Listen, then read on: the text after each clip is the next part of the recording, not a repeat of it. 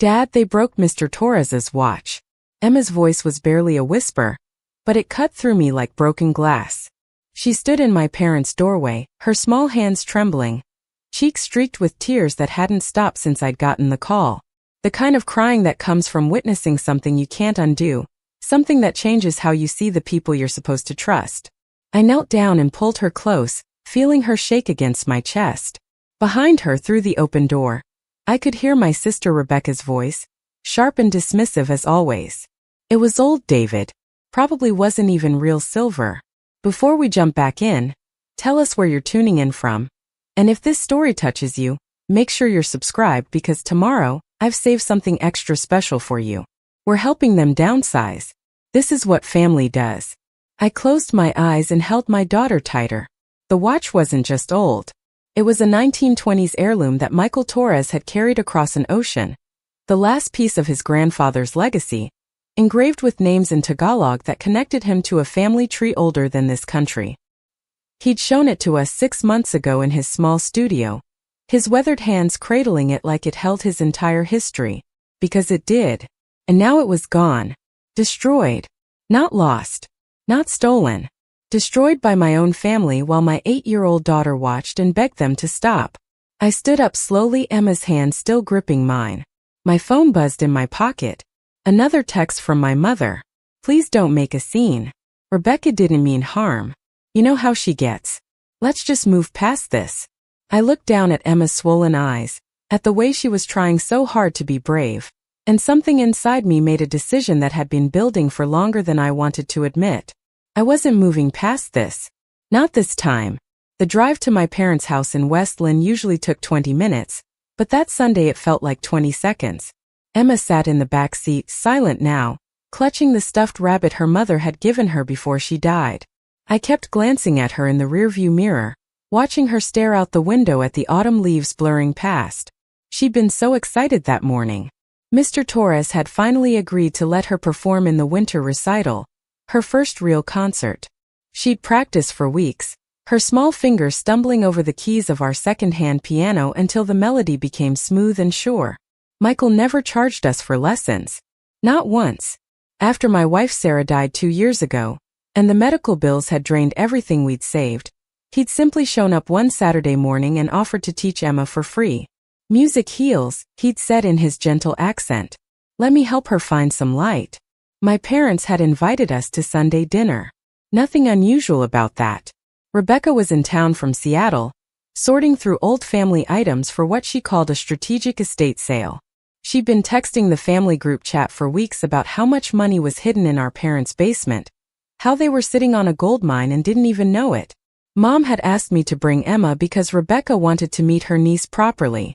They hadn't seen each other in over a year. I should have known better. I should have seen the pattern. But hope makes you stupid sometimes, makes you think people might finally change. We'd arrived at noon. The house smelled like roasted chicken and rosemary, the same smell from every Sunday dinner of my childhood.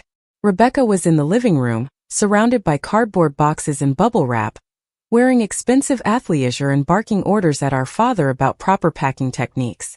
She barely looked up when we walked in. David, she said, not quite a greeting. Emma, you've gotten so tall. Then back to the boxes. Emma had brought her sheet music to show Grandma, but Mom was busy in the kitchen, fretting over the meal and asking me in hushed tones to please not let Rebecca stress her out. So Emma wandered toward the den where my father was watching a football game, and I followed Rebecca into what used to be my childhood bedroom, now converted into a storage space for 3 generations of accumulated belongings. She was holding up a tarnished picture frame, squinting at it. Does this look Victorian to you? She asked. Could be worth something. I told her I had no idea.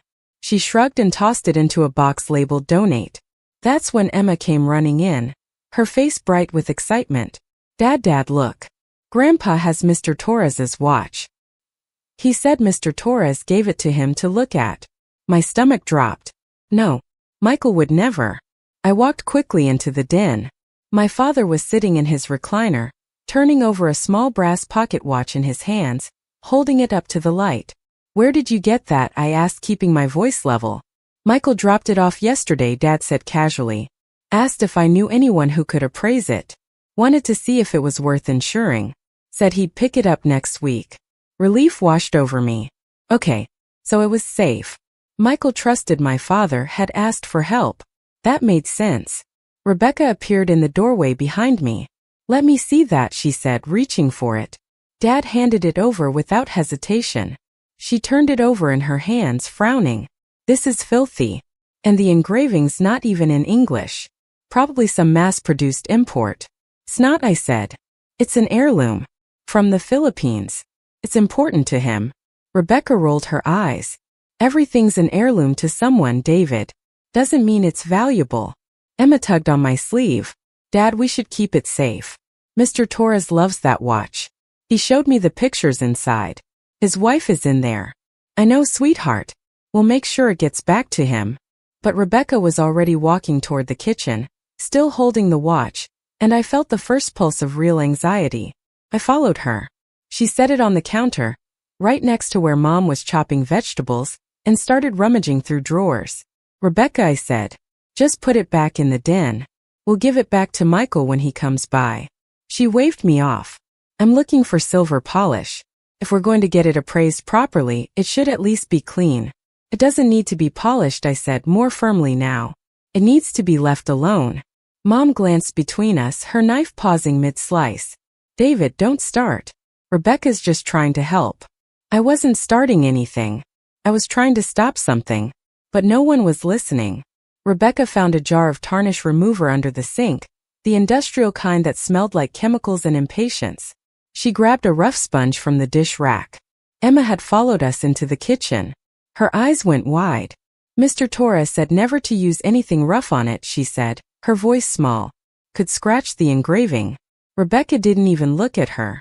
Sweetie, I've been cleaning antiques for 15 years. I know what I'm doing. She started scrubbing. Hard.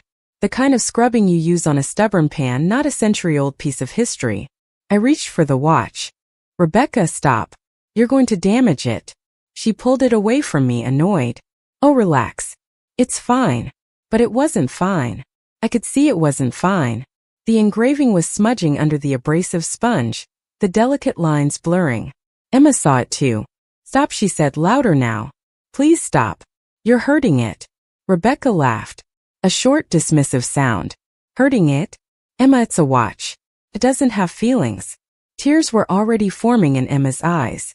Please, she said again. Mr. Torres will be so sad. Mom set down her knife. Rebecca, maybe just leave it. We can give it back as is. But Rebecca was in that mode she got into, the one where admitting she might be wrong felt like losing. She kept scrubbing harder, frustrated now. This grime won't come off. Might be corrosion. Might be beyond saving. It's not grime, I said. It's patina. Supposed to look like that. She ignored me. Then she did something I'll never forget. She held the watch under scalding hot water from the tap and started scrubbing the inside mechanism, trying to open it with a butter knife from the counter. Emma screamed. No. The knife slipped. There was a crack. Then a metallic tinkle as tiny gears. Preparing and narrating this story took us a lot of time, so if you are enjoying it, subscribe to our channel. It means a lot to us. Now back to the story. Gears and springs scattered across the counter and into the sink. Silence. Rebecca stared at the broken watch in her hand, the face now cracked, the hands frozen. Oops, she said. Well, it was already broken. That's probably why he wanted it appraised. To make an insurance claim. My vision narrowed. She was already building her defense, already rewriting what had just happened. Emma's sobs filled the kitchen, raw and gasping. Mom reached for her. Oh, honey, it's okay. It was an accident. It wasn't an accident. It was carelessness. It was arrogance. It was the same pattern I'd watched my entire life. Rebecca barreling through other people's boundaries and everyone else cleaning up behind her. I picked up the pieces from the counter. Some of the gears had fallen down the garbage disposal. The crystal face was spiderwebbed with cracks. The engraving, the names of Michael's grandfather and grandmother, was gouged and illegible. This was the watch Michael's wife had held in her hands the day before she died. He'd told us that. He'd cried when he told us that. Emma was inconsolable now, and I picked her up even though she was getting too big for it, and held her while she cried into my shoulder. Rebecca set the watch down on the counter like it was a broken dish. I'll reimburse him, she said. What's something like that worth? 200. 3. I couldn't speak. If I spoke, I would say things I couldn't take back. Mom stepped in, her voice pleading. David, these things happen. She didn't mean to. Let's just figure out how to make it right. But Emma lifted her head from my shoulder, her face red and wet, and said something that broke me even more. He trusted us. Mr. Torres trusted us, and we broke his heart. Out of the mouths of children.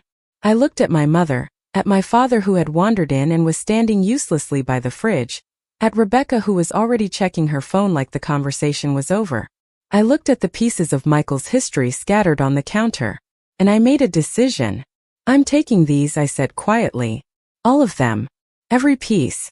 I'm taking them to someone who might be able to restore it. And Rebecca, you're paying for it. Whatever it costs. She scoffed. David, be realistic. It's a broken watch. I'll give him 500 and call it done. No, I said. You'll pay what it actually costs. Because this isn't about money. This is about the fact that you destroyed something irreplaceable because you couldn't be bothered to listen. Mom reached for my arm. Please don't do this. Not in front of Emma. I pulled away gently. Emma's the only one here who understood what mattered. I gathered every piece I could find, even checking the drain trap in the sink. Rebecca watched me with her arms crossed. You're being dramatic, she said. That's what you always do. Turn everything into some moral crisis. Maybe, I said.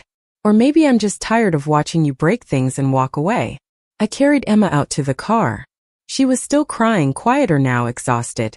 As I buckled her in, she looked up at me with those eyes that still had her mother's softness in them. Are you going to fix it, Dad? I don't know, sweetheart. But I'm going to try. What if you can't? Then I'm going to make sure Mr. Torres knows we tried. That we cared. That not everyone in our family thinks his memories are worthless. She nodded and closed her eyes. I sat in the driver's seat for a long moment, staring at the bag of broken pieces in my passenger seat. My phone buzzed. A text from Rebecca. You're overreacting. It's just stuff. Then one from Mom. Please come back. Let's talk this through. Let's keep the peace. I didn't respond to either. I started the car and drove home. But I wasn't going home to forget. I was going home to plan. Because 3 months ago, after one too many comments from Rebecca about how I was raising Emma wrong, about how I was too soft, too sentimental, I'd done something I wasn't proud of but turned out to be necessary. I'd installed a security camera in my parents' living room. They'd asked me to. They were getting older, worried about break-ins, and I worked in tech-adjacent fields through my architecture firm. It was a simple setup. Cloud-based. Motion-activated. And it had been recording the entire time we were there today. I had everything. Every word. Every dismissive laugh. Every moment of Emma begging them to stop. I pulled into my driveway and sat there as the autumn sun dipped below the roofline. Emma had fallen asleep in the back, her face still streaked with dried tears. I looked at the bag of broken pieces again. At my phone. At the camera app icon. And I opened my laptop. Not to check the footage yet. But to open a folder I'd started months ago. Contingency plans. Documentation. Patterns of behavior. I'd been collecting for a while now, not because I wanted to, but because somewhere deep down I knew this day was coming. I just didn't know it would hurt this much. Or that it would take my daughter's tears to finally make me stop hoping my family would change. The watch couldn't be unbroken. But maybe finally the cycle could be. I sat in my car for 20 minutes after we got home, watching Emma sleep in the back seat through the rearview mirror. Her breathing had finally evened out, the hitching sobs replaced by the deep rhythm of exhaustion. Tear tracks had dried on her cheeks, leaving faint salt lines that caught the last of the afternoon light. I didn't want to wake her. Didn't want to bring her back into the reality of what had happened. In sleep, she didn't have to remember the sound of that watch breaking.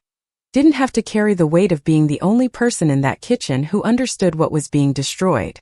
My hands were still gripping the steering wheel even though the engine was off.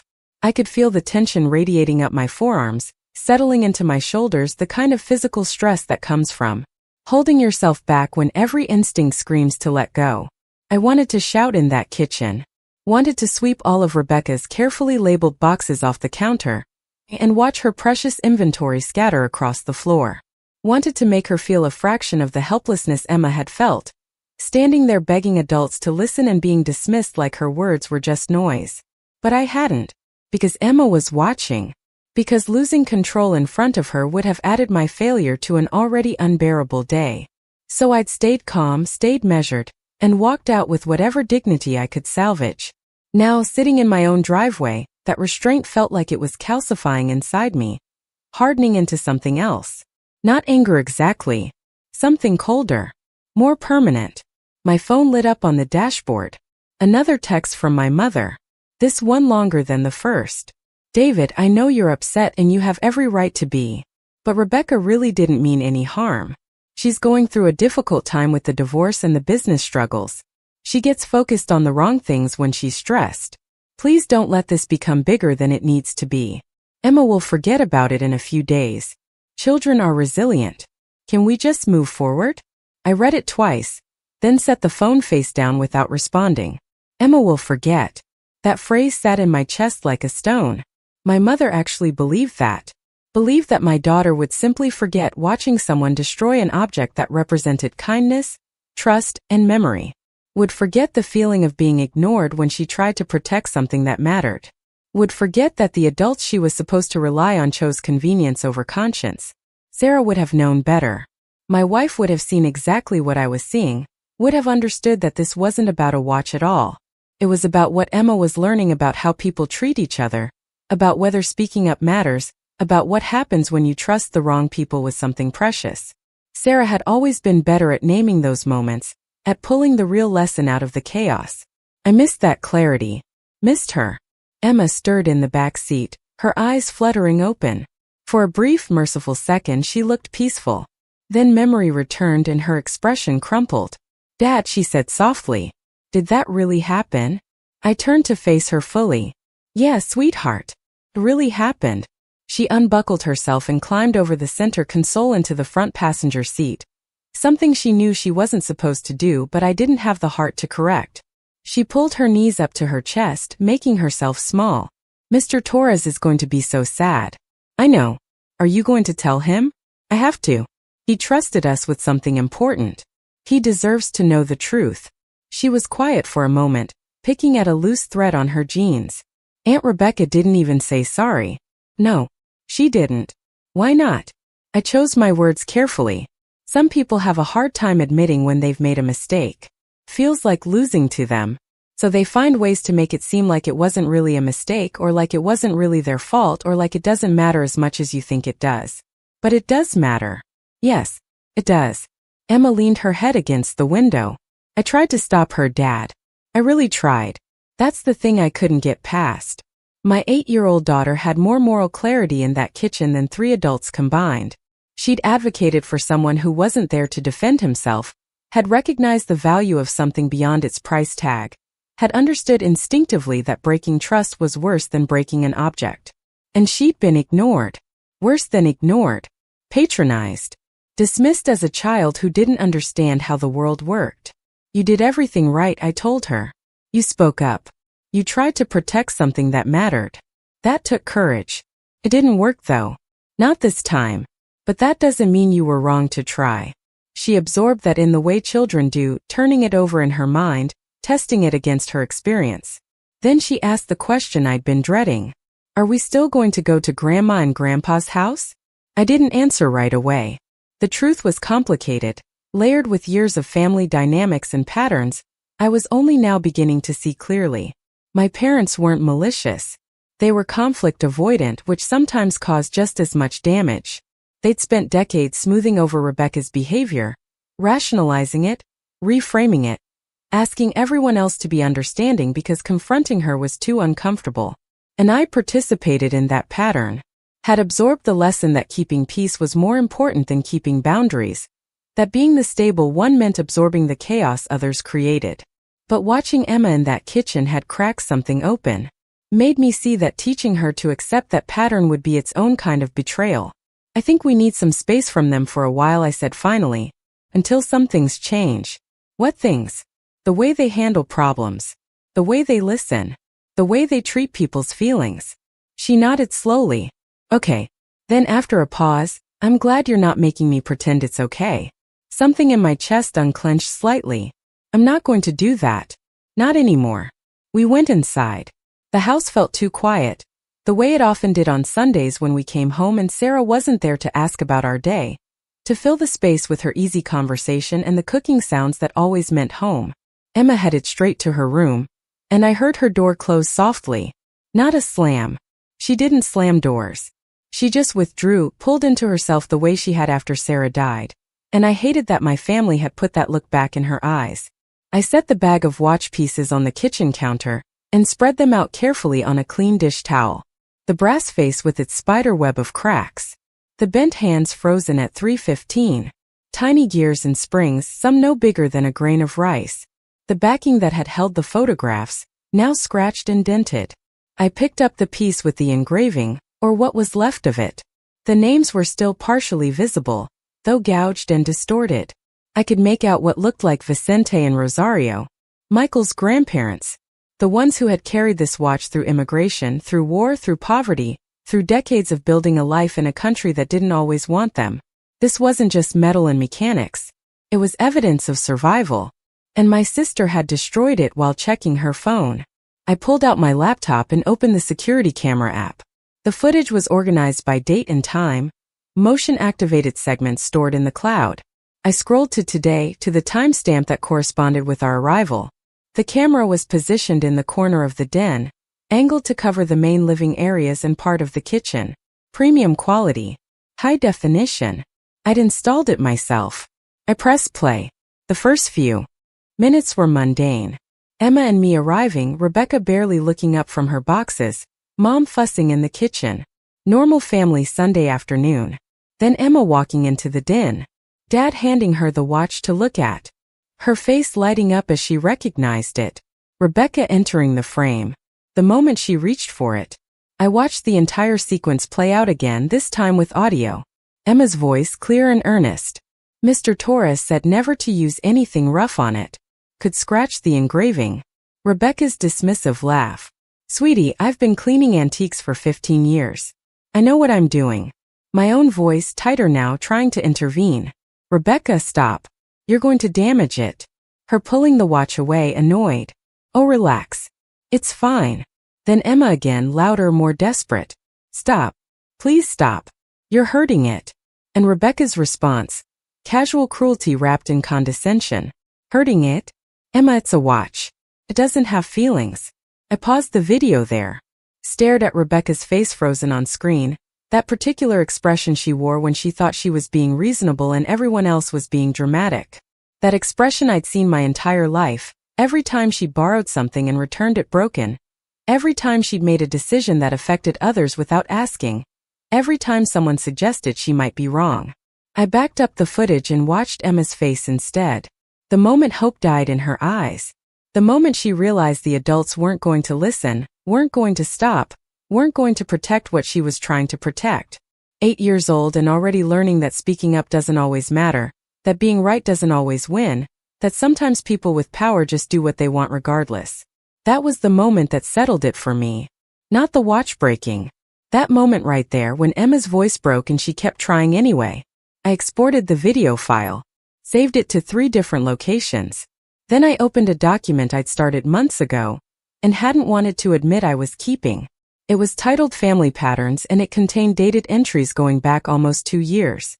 Small things at first. Rebecca showing up to Sarah's memorial service 2 hours late because she'd stopped for brunch and lost track of time. Not apologizing, just breezing in and asking if she'd missed anything important. Rebecca borrowing my parents' car and returning it with an empty tank and a new dent, telling them it had been like that already. Rebecca promising to contribute to Dad's birthday gift and then never sending money, letting Mom cover her portion without acknowledgement. Bigger things too. Last Christmas when she'd opened Emma's present in front of everyone, a set of art supplies Emma had saved her allowance for weeks to buy and said, "Oh honey, these are the cheap kind. I'll show you which brands are actually worth getting." Emma had cried in the bathroom for 20 minutes. I'd talked to Rebecca about it later in private, and she'd rolled her eyes. She's too sensitive. You're raising her to be soft. The loan application 6 months ago that showed up in my credit report. Someone had tried to open a line of credit using my information. I'd flagged it immediately, launched an investigation. The application had been submitted from an IP address in Seattle, Rebecca's city. I'd never confronted her directly because I couldn't prove it definitively, but I'd started paying for credit monitoring services after that. Started checking my statements more carefully. Started, without quite admitting it to myself, preparing for the next thing. Now there was the watch. And the footage. And Emma's tears. I added today's date to the document. Wrote out exactly what had happened, clinical and detailed. Noted the witnesses. Attached the video file. Then I sat back and looked at the pattern laid out across 2 years of documentation. What I saw was a person who moved through the world taking what she wanted and leaving damage in her wake.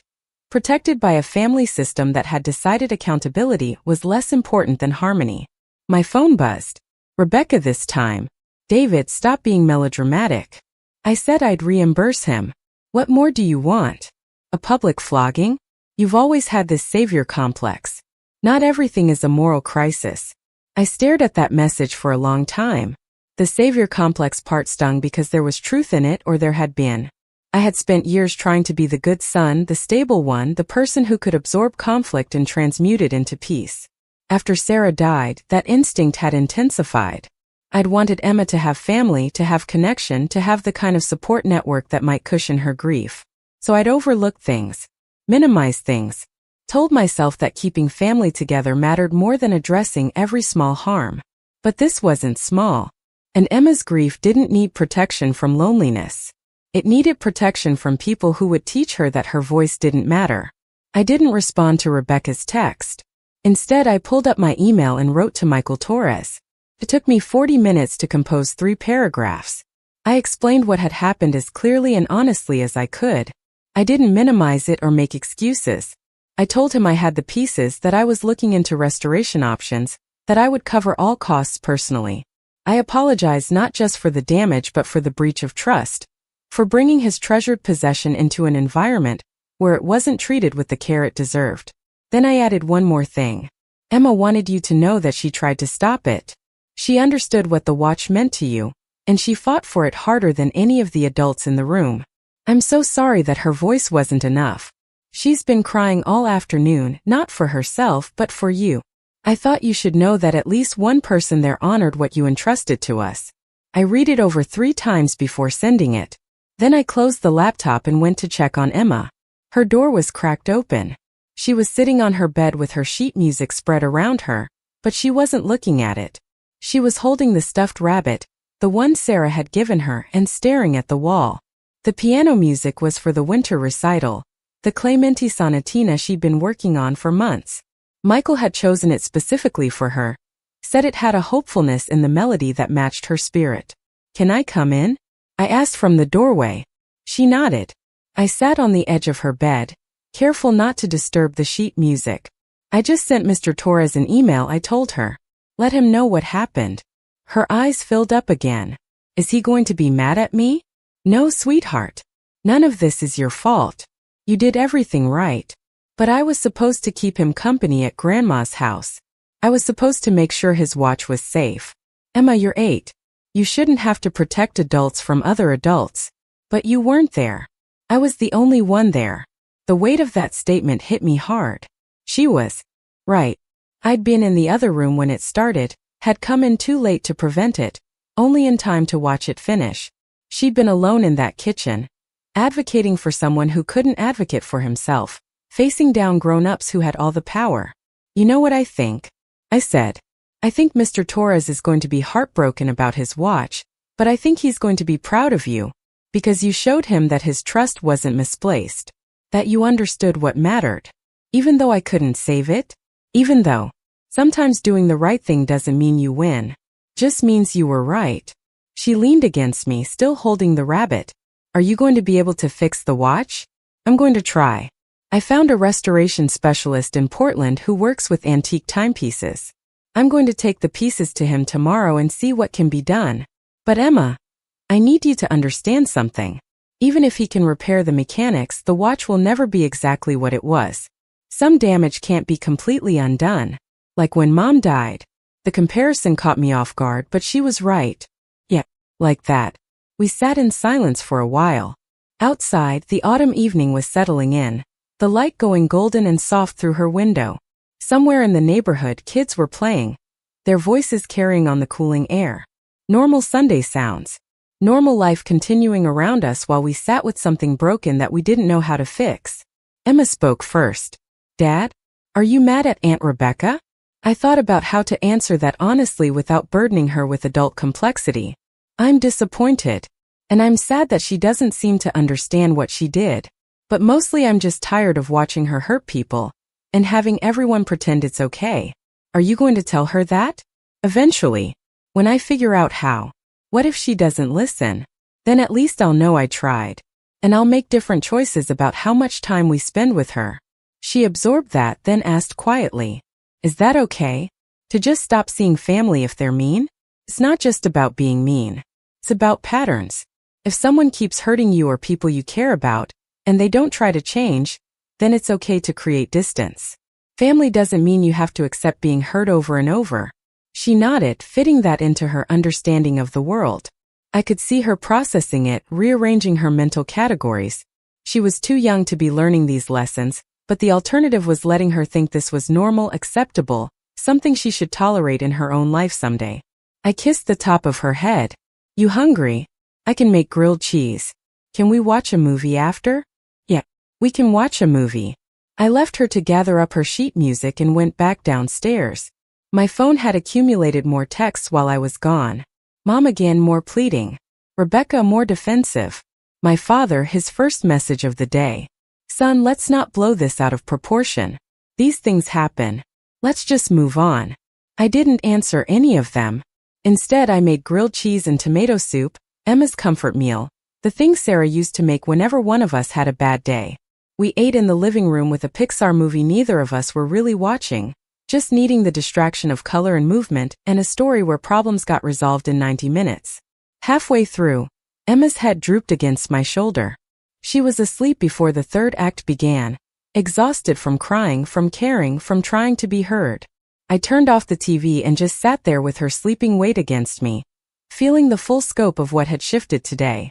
I'd spent 2 years since Sarah's death trying to hold things together, trying to be enough parent for Emma, enough son for my parents, enough brother to maintain peace. I told myself that stability mattered more than confrontation, that Emma needed consistency more than she needed me to fight every battle. But today had shown me the cost of that calculus. The cost was Emma learning to swallow injustice, learning that her voice didn't matter as much as adult convenience, learning the same lessons that had shaped my own tolerance for dysfunction. I wasn't going to teach her that. Not anymore. The email notification chimed softly on my phone. Michael Torres had responded already. I shifted carefully to read it without waking Emma. "David, thank you for your honesty. I won't lie to you. My heart is broken. That watch was the last physical connection I had to my grandparents, to my wife, to a history that I can't replace. But I want you to know something. In my 70 years, I've learned that what matters most isn't the objects we keep, but the people who understand why we keep them." Emma understood. "You understand.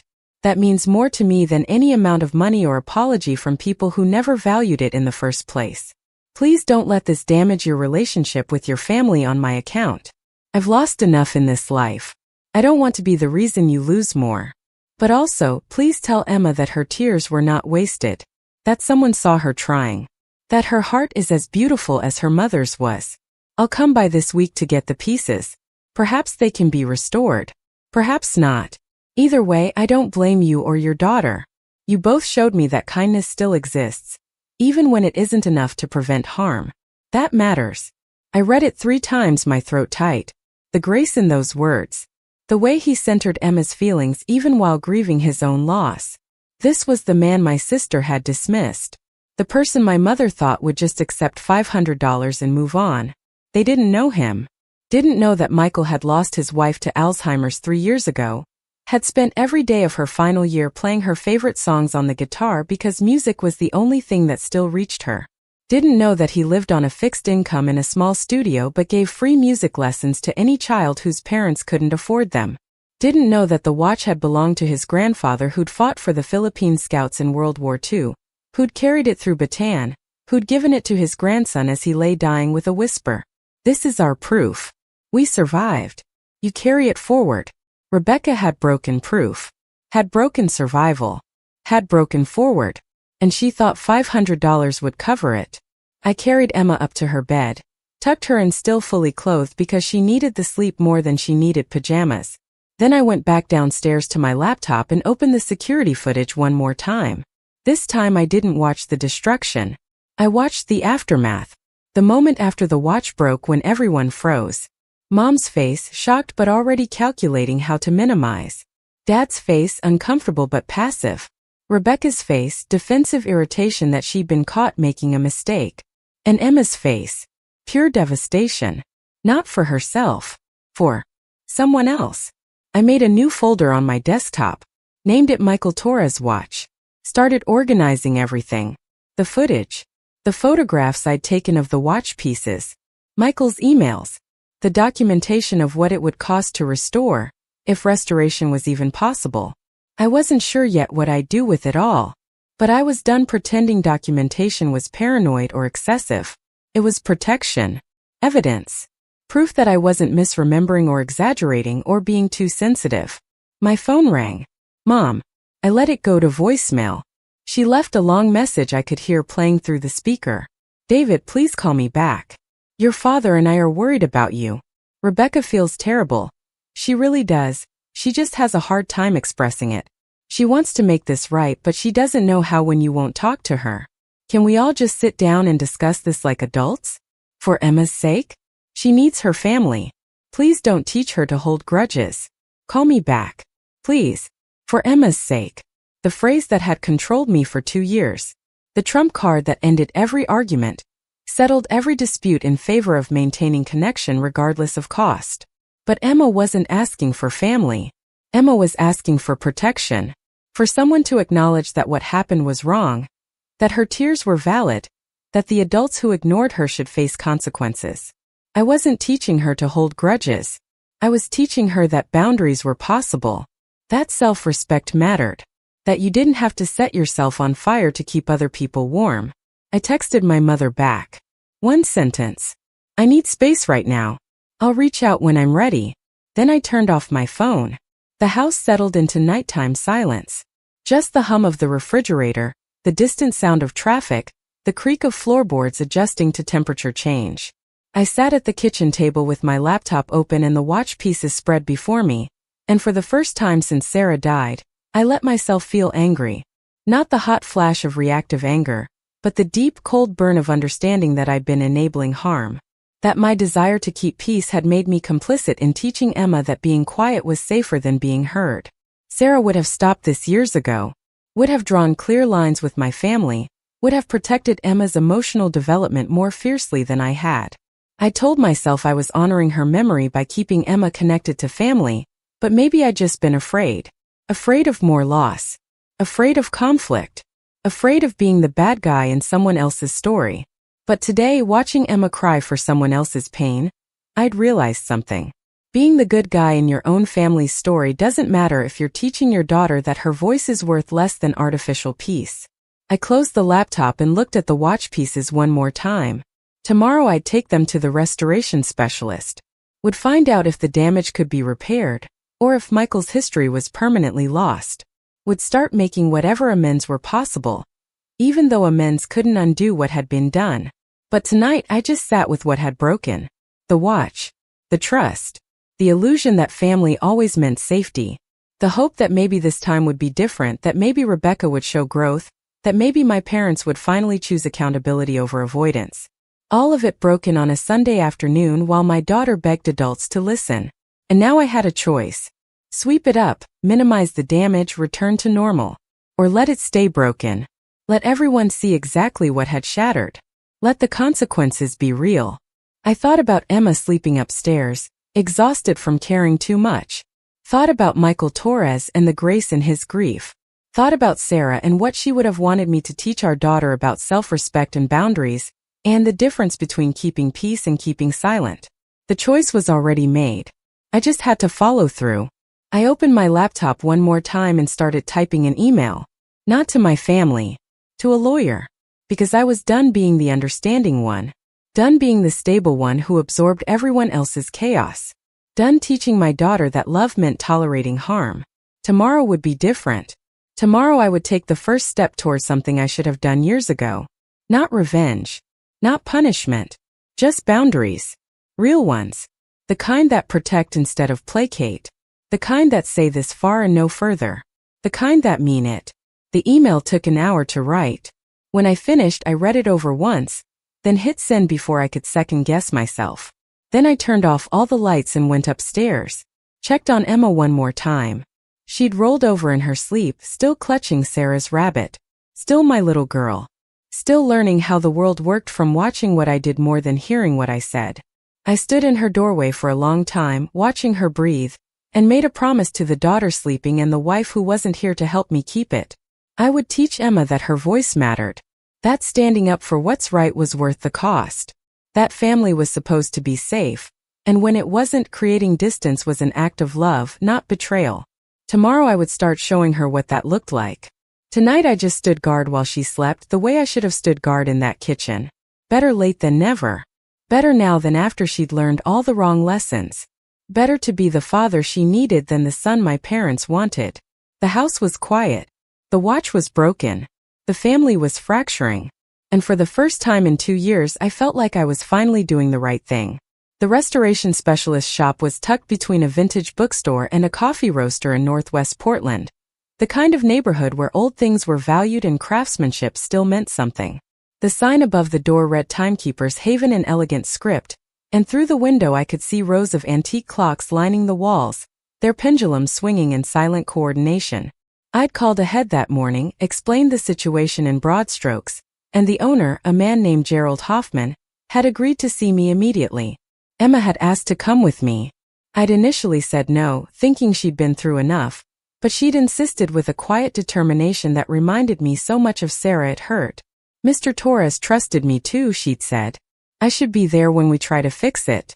So we'd driven into the city together on a gray Monday morning, the bag of watch pieces sitting carefully in my lap like we were transporting something sacred.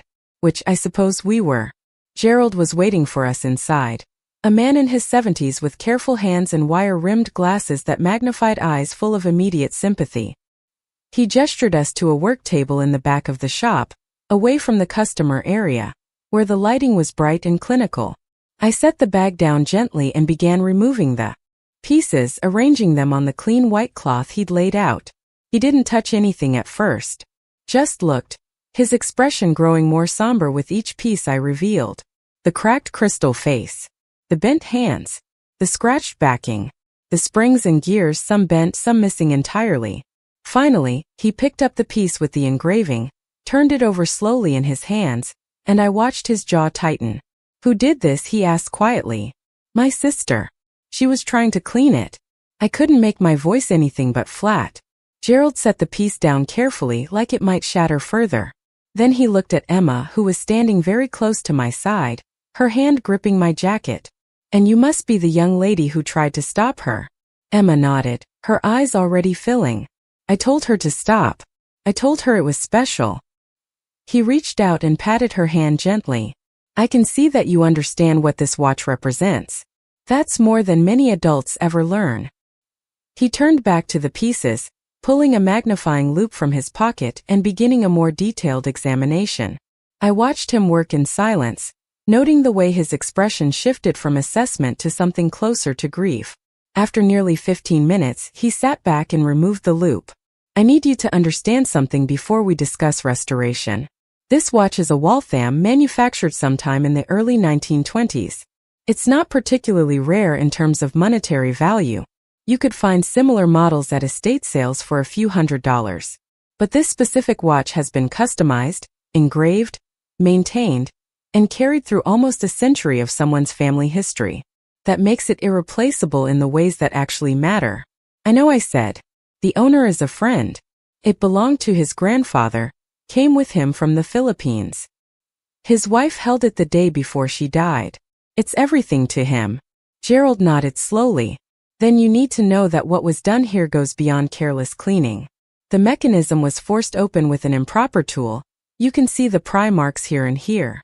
Several gears are missing, likely fell down a drain or were swept away.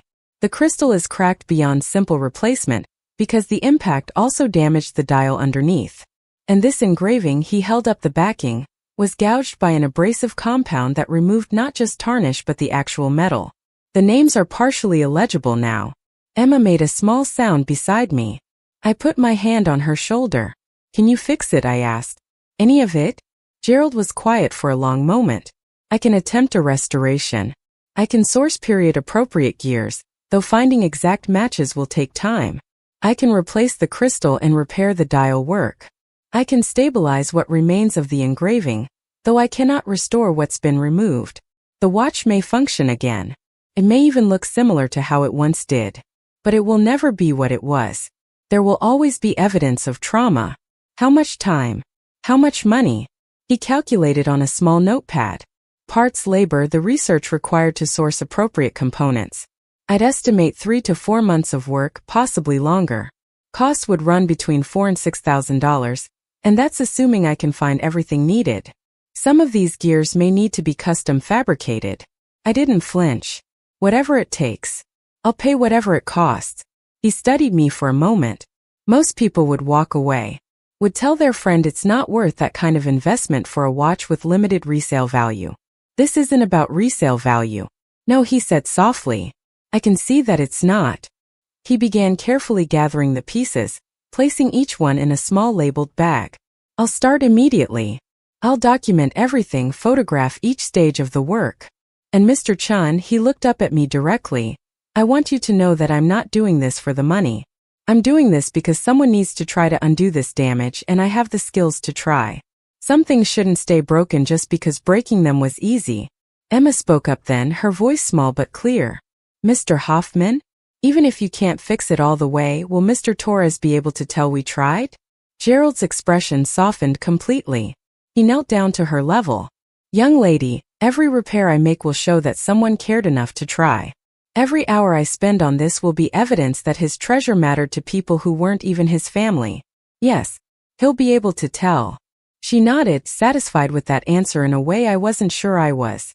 We left the shop with a receipt and a promise that Gerald would call with updates every 2 weeks. The bag was lighter on the way out, empty of its broken contents, but I felt heavier. $4,000 to $6,000. 3 to 4 months. And still no guarantee that Michael would have back what had been taken from him. We drove to Emma's school and I walked her inside, later than usual, explaining to the front office that we'd had a family emergency. They didn't ask questions, just marked her tardy and sent her off to class. She hugged me before she went, harder than usual, and whispered thank you for trying to fix it. I watched her walk down the hallway until she turned the corner, her backpack bouncing against her shoulders, and felt the weight of wanting to protect her from a lesson she'd already learned. My phone had been off since last night. I turned it on in the car and watched 23 notifications flood in. Texts, missed calls, voicemails. I scrolled through them without opening any. Rebecca. Mom. Dad. Rebecca again. My Aunt Susan, who I hadn't heard from in 6 months. Even my cousin Brandon, Rebecca's son, who rarely contacted me. The family network was activating, circling wagons, preparing their narrative. I deleted them all without reading or listening. Then I drove to my office. Morris Architecture occupied the 3rd floor of a renovated warehouse near the Pearl District. It was a small firm, just 8 of us, specializing in sustainable residential design. I'd been there for 6 years, worked my way up to senior architect, took pride in creating spaces that served how people actually lived rather than how design magazines thought they should live. My boss, Catherine Morris, was in her 60s, sharp and fair, and she looked up from her drafting table when I walked in. You look like hell, she said without preamble. Family emergency, I replied. Is Sarah available? Sarah Park was in her office, reviewing permit applications with the focused intensity she brought to everything. She glanced up when I knocked, took one look at my face and closed her laptop. Come in. Close the door. I did. Then I sat down heavily in the chair across from her desk and, for the first time since yesterday, let the facade crack. Sarah had been my closest friend since I'd started at the firm. She'd brought meals after Sarah died, had sat with Emma when I had late meetings, had never once suggested I should just move on or be grateful for what I had. She was the kind of person who understood that sometimes support meant just sitting with. someone in their anger without trying to fix it. What happened? She asked. I told her everything. The watch, the kitchen, Emma's tears, Rebecca's dismissal, my parents' attempts to minimize, the security footage, the restoration specialist this morning. She listened without interrupting, her expression shifting from concern to something harder, more resolute. When I finished, she was quiet for a moment. Then she said, "You're done accommodating them." It wasn't a question, but I answered anyway. I'm done. Good. What do you need? I need to know if I'm crazy, if I'm overreacting, if this is worth the fight I know is coming. Sarah leaned back in her chair, fingers steepled beneath her chin. David, I watched you accommodate your family for 2 years after your wife died. Watched you swallow hurt and disappointment and outright manipulation because you thought Emma needed extended family more than she needed you to have boundaries. I never said anything because it wasn't my place. But I'm saying it now. You're not overreacting. If anything, you're underreacting. That footage you described? That's evidence of destruction of property, of an adult ignoring a child's distress, of your parents enabling abuse. Yes, abuse. Financial abuse is abuse. Emotional manipulation is abuse. And teaching Emma that her voice doesn't matter when she advocates against wrongdoing is setting her up for a lifetime of accepting mistreatment. The bluntness was exactly what I needed. Not coddling. Not both sides have valid points. Just clear-eyed assessment from someone who'd watched this pattern longer than I'd been willing to see it. I emailed a lawyer last night, I said, about formalizing boundaries. Maybe pursuing compensation for the watch. I don't know yet what I'm doing. I just know I can't keep doing what I've been doing. Who'd you contact? Mitchell Greenberg. He does family law and mediation. I found him through the firm's legal contacts. Sarah nodded approvingly. Mitchell's good. Fair but firm. He won't push you toward litigation if mediation is possible, but he won't let them steamroll you either. She paused. Have you told Michael yet? About the restoration costs? I'm meeting him this afternoon. He offered to come by the house. Be honest with him. About all of it. He deserves to know what his watch is costing you, and he deserves the choice of whether to pursue his own legal action. I know. I'm not hiding anything anymore. That's part of the whole point. She smiled slightly. Good. Because the David I know is brilliant at designing spaces where people can be authentic, but terrible at demanding that authenticity from his own family. Maybe it's time your life matched your professional values. That hit harder than I expected. She was right. I spent my days creating homes where light and function and beauty intersected, where people could live honestly and comfortably. And then I went home to a family dynamic built on shadows and accommodation and pretending things were fine when they weren't. The cognitive dissonance had been eating at me for months. Years maybe. There was a knock on Sarah's office door. Catherine's assistant, Marcus, poked his head in. Sorry to interrupt. David, there's someone here to see you. Says she's your sister? My stomach dropped. Sarah's expression hardened. Do not meet with her alone, she said quietly but firmly. I'll come with you. I stood up, steadied myself. The confrontation was coming sooner than I'd anticipated, but maybe that was better. Let Rebecca come to my territory, my space, where I had witnesses and boundaries and wouldn't be ambushed in my own home. Marcus led us to the small conference room we used for client meetings. Rebecca was standing by the window, looking out at the city, dressed in expensive casual wear that screamed I drove 2 hours to deal with this inconvenience. She turned when we entered, and her expression cycled through surprise at seeing Sarah, irritation at not having me alone, then settled on performative concern. David, we need to talk. You're not answering your phone and Mom is beside herself. I'm aware she's upset, I said, keeping my voice level. I needed space. Space, Rebecca repeated like the word was foreign. From your family? Over an accident? It wasn't an accident. It was negligence. There's a difference. Her expression tightened. You're really going to do this? Make a federal case out of a broken watch? Sarah spoke before I could. Actually, destruction of property valued over $5,000 is a criminal offense in Oregon, as is breaking and entering, which applies if the watch was taken without explicit permission to alter or repair it. So yes, this could literally be a case. The only question is whether it becomes one. Rebecca's eyes flashed to Sarah, reassessing. Who are you? Sarah Park. Senior architect here. also a witness to this conversation, so I'd suggest you think carefully about what you say next. The silence stretched. I watched Rebecca calculate, trying to figure out which angle would work. She settled on wounded sister. David, I came here to apologize, to make this right. But you're treating me like a criminal. You destroyed something irreplaceable, I said. You ignored my daughter when she begged you to stop. You dismissed her tears. You offered money like that would fix the harm you caused. Those aren't the actions of someone who's sorry. Those are the actions of someone who's sorry they got caught. Her mask slipped for just a second, showing the anger underneath. Always so self-righteous. You know, Mom's right. You do have a savior complex. Not everything is some grand moral drama, David. Sometimes things break. Sometimes mistakes happen. Adults move on. Emma is 8 years old, I said. And she knew better than you did. That should tell you something. She's a child. She doesn't understand how the world works. No, Sarah interjected. She understands that when someone asks you to stop hurting something they care about, you stop. That's not complex morality. That's basic human decency. Rebecca's face flushed. I don't have to stand here and be lectured by someone who doesn't even know the situation. Then leave, I said simply. You came here uninvited. You can leave the same way. She stared at me like I'd struck her. For a moment I thought she might actually listen, might actually turn around and walk out. Instead, she pulled out her phone and started typing furiously. Within seconds my own phone buzzed. She'd sent something to the family group chat. I pulled it out and read the message. Tried to apologize to David in person. He brought a lawyer and threatened me with criminal charges.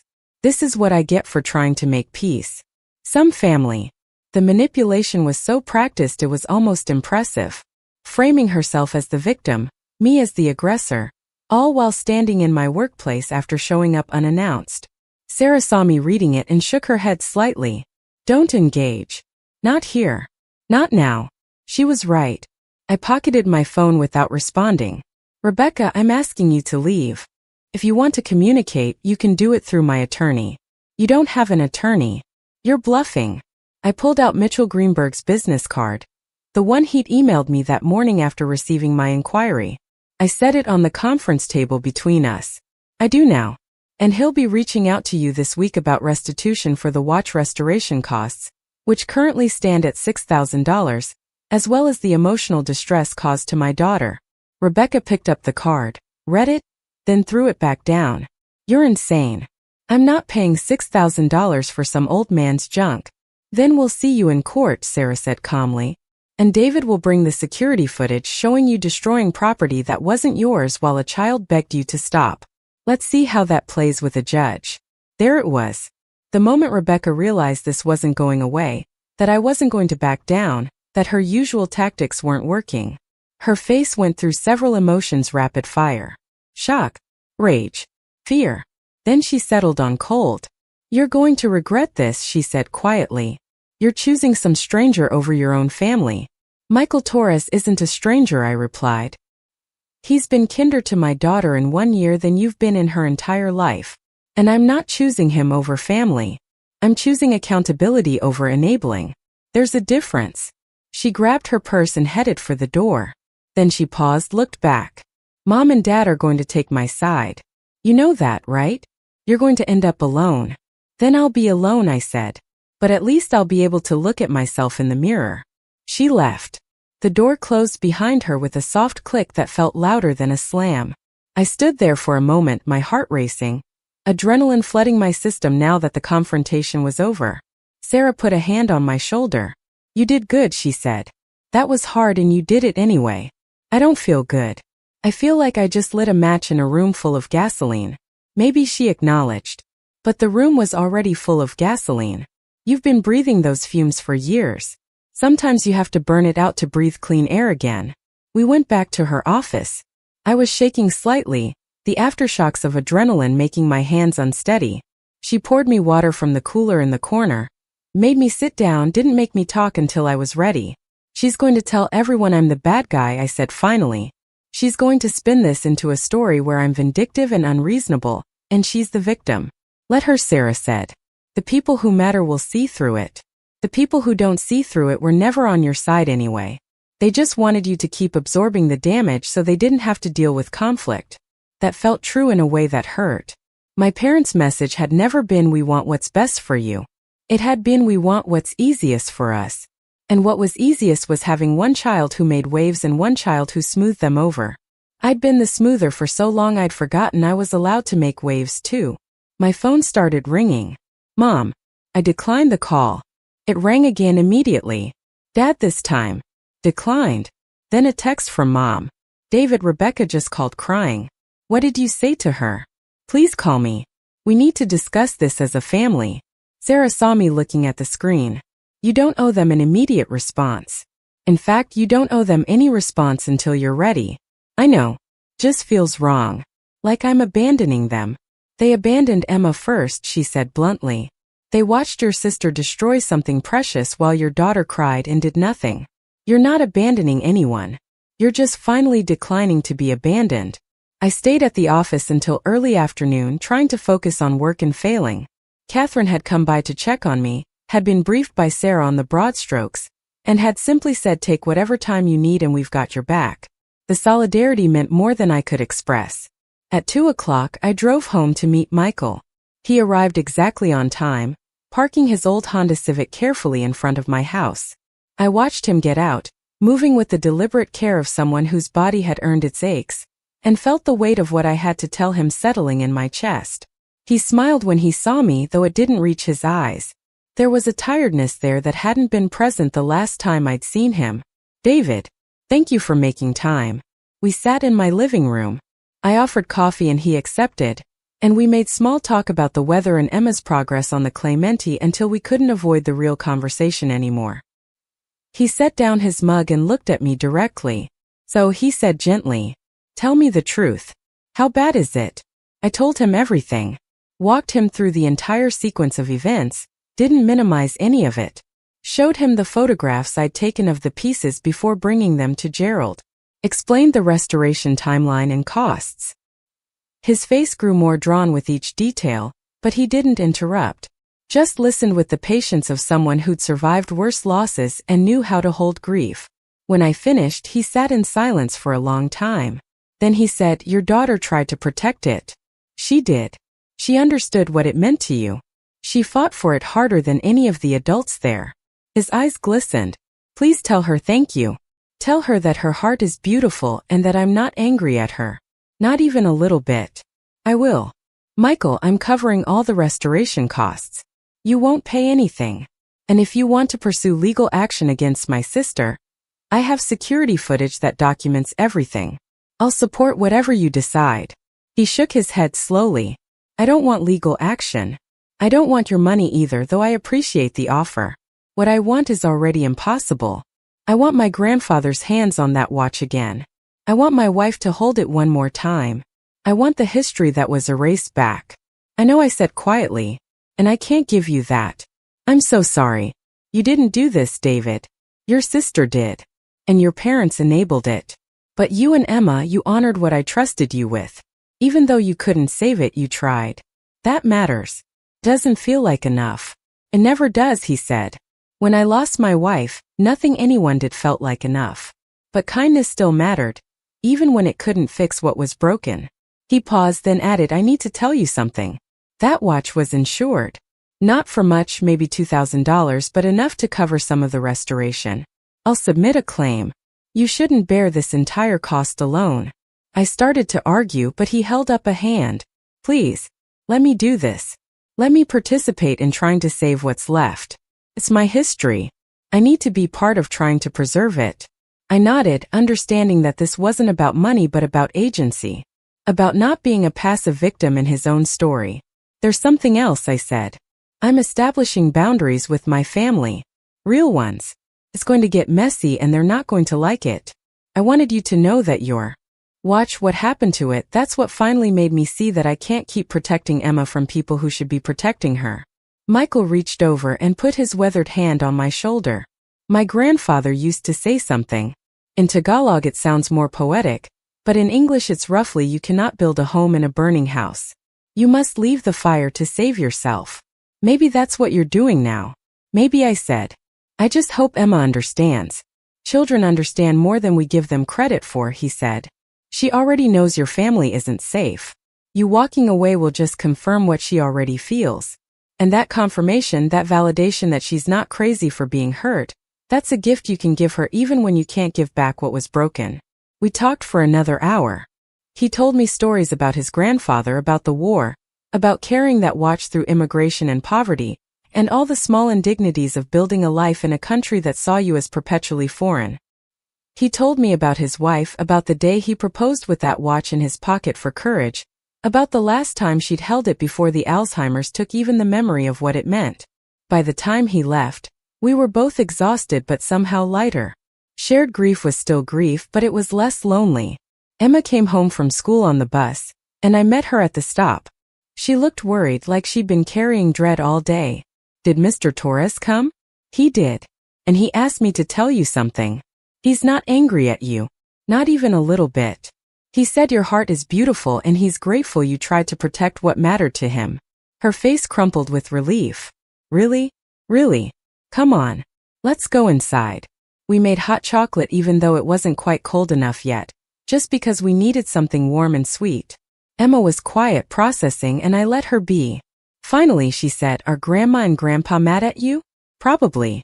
I made some choices today they won't like." "Because of the watch?" "Because of a lot of things the watch just helped me see clearly." She absorbed that. "Are we still a family?" "We'll always be a family, sweetheart. But sometimes families need space from each other. Sometimes love means having boundaries."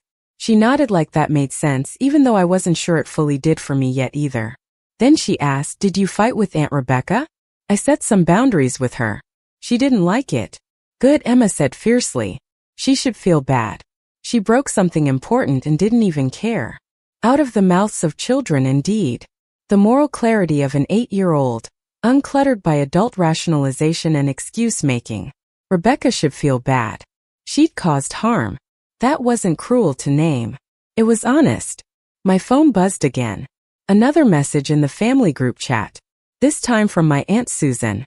"Can someone please explain what's happening? Rebecca is very upset and says David threatened legal action over an accident. This doesn't sound like the David I know." Sarah texted me separately. "Don't engage with the group chat. That's their territory. Make them come to your territory if they want answers." She was right. I muted the group chat and put my phone face down. Emma and I made dinner together, simple pasta with marinara, and ate while watching nature documentaries. Normal evening routines that felt precious because they were ours, uncomplicated by anyone else's agenda or drama. After dinner, she practiced piano for an hour, working through the Clementi with new determination. The piece was coming together, the difficult passages smoothing out with repetition and patience. I sat listening from the kitchen, washing dishes by hand even though we had a dishwasher, just to have something to do with my hands while my mind processed everything. The confrontation with Rebecca, Michael's grace, Sarah's unwavering support, the lawyer's card now sitting on my desk upstairs, the security footage backed up in 3 locations, the patterns finally visible after years of being too close to see them. My phone rang. Mitchell Greenberg, the attorney. I dried my hands and answered. "Mr. Chun, I've reviewed your email and the documentation you sent. I'd like to meet with you this week to discuss your options. This is a complex situation that touches on family law, property damage, and potentially eldercare if we're talking about guardianship issues with your parents. But before we meet, I need to ask you something directly. What outcome are you actually seeking here? Because that will determine our strategy." I looked into the living room where Emma was bent over the piano keys, her face serious with concentration. "I want my family to understand that what they did was wrong. I want accountability. I want to know that my daughter is protected from future harm. And I want Michael Torres to get back as much as can be restored of what was taken from him." "Those are reasonable goals," Mitchell said. "Some may be achievable through mediation. Some may require more formal action. Are you prepared for this to permanently damage your relationship with your family?" "The relationship was already damaged," I said. "I'm just finally admitting it." "Good.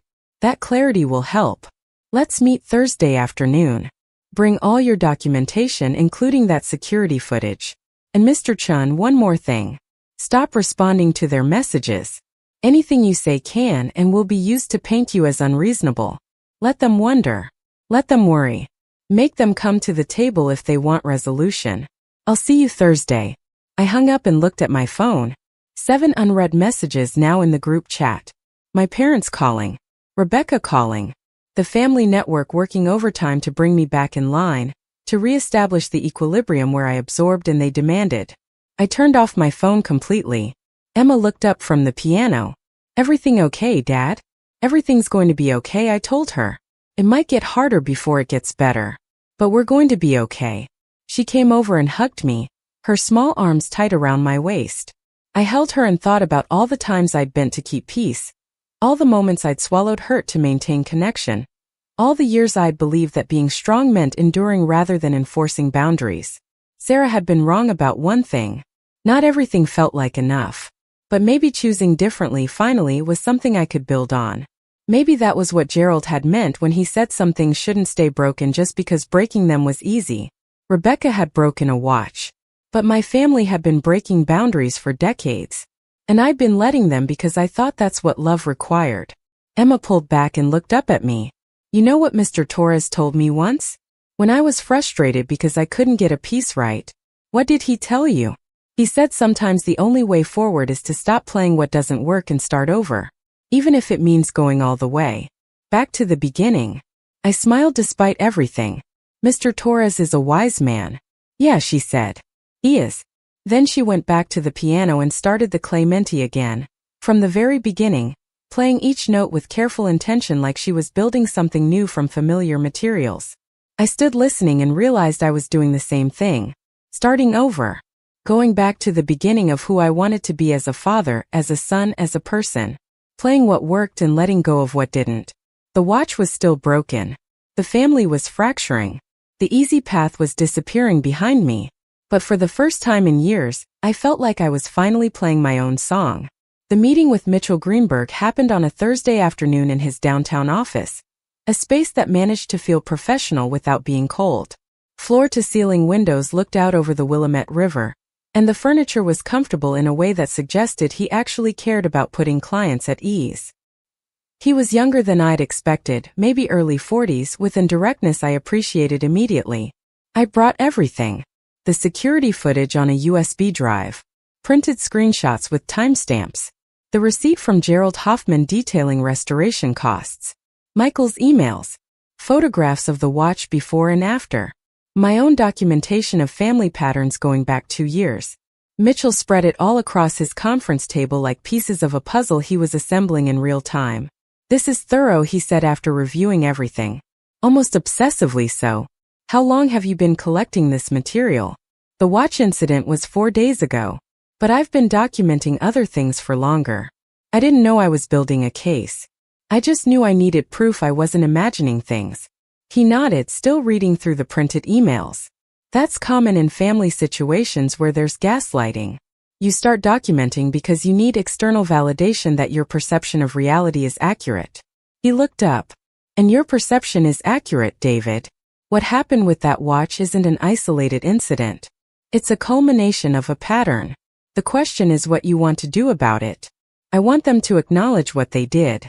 I want my sister to pay for the restoration. I want my parents to understand they can't keep enabling her at everyone else's expense. And I want Emma protected from future incidents. Mitchell leaned back in his chair, fingers steepled. Let's talk about what's realistic. Acknowledgement is the hardest thing to get because it requires emotional growth and self-awareness.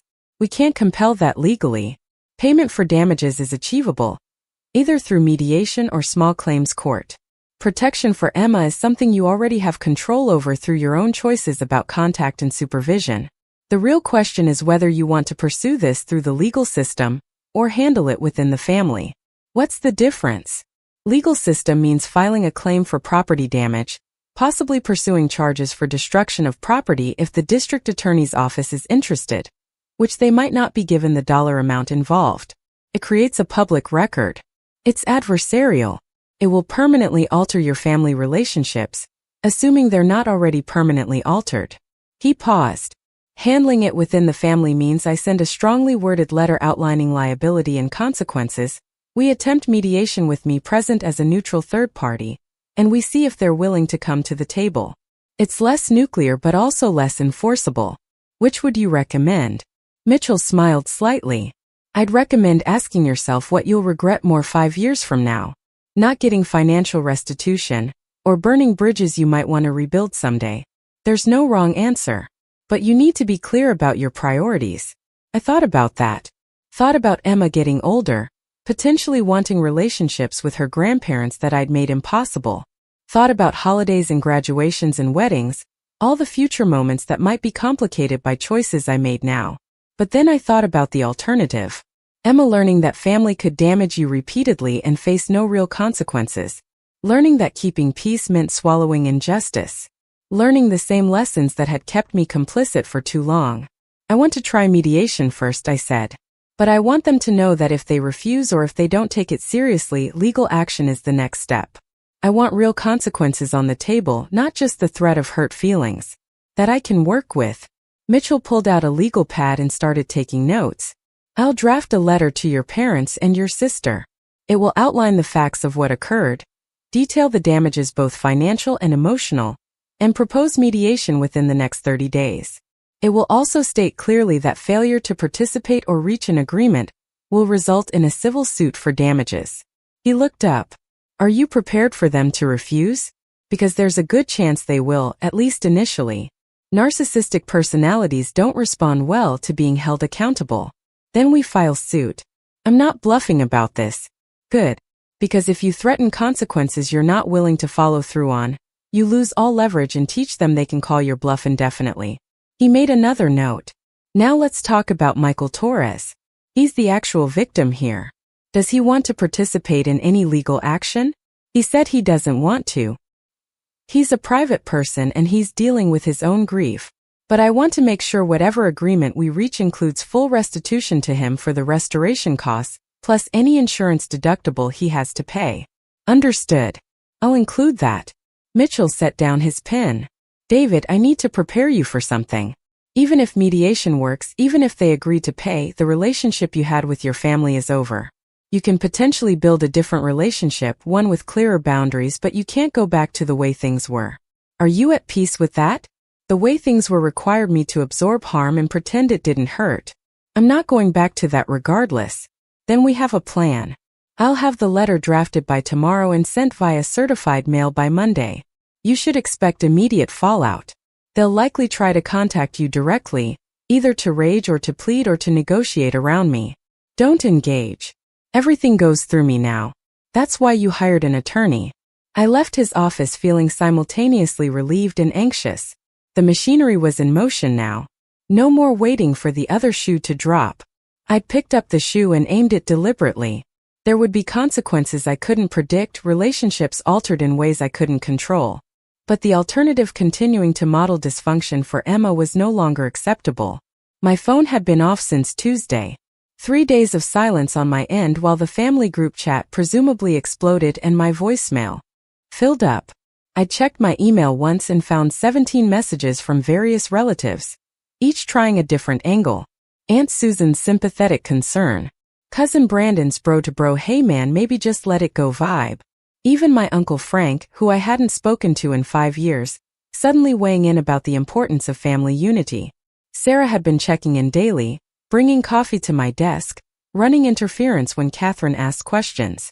She'd also connected me with a therapist, someone who specialized in family systems and boundary setting. I had my first appointment scheduled for next week. The idea of therapy felt both necessary and like an admission of failure, though Sarah had been quick to dismantle that thinking. Therapy isn't for broken people, she'd said.